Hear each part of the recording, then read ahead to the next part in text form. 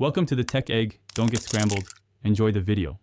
In this video, I will show you how to change a Nissan Versa headlight.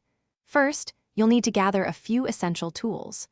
Grab a 10mm socket wrench and a flathead screwdriver. Make sure you have your new H4 headlight bulb on hand. Before starting, park your Versa on a level surface and turn off the engine for safety.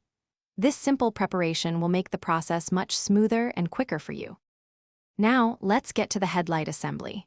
Open your car's hood and look for the two 10mm bolts located at the top of the headlight unit. Use your socket wrench to carefully remove these bolts. Once the bolts are out, gently pull the entire headlight assembly straight forward. It might feel a little snug, but it will slide out, giving you access to the bulb.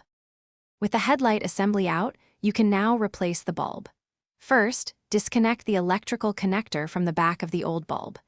Next, unclip the metal retaining spring that holds the bulb securely in its housing.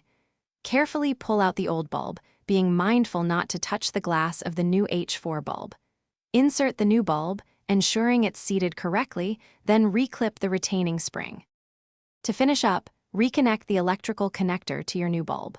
Carefully slide the headlight assembly back into its position, making sure it clicks into place. Reinstall the two 10mm bolts you removed earlier and tighten them securely. Finally, turn on your car and test the new headlight to confirm it's working correctly. Remember to check the description for a link to darn tough socks and other great deals. Thanks for watching. Consider subscribing if I helped unscramble your problems.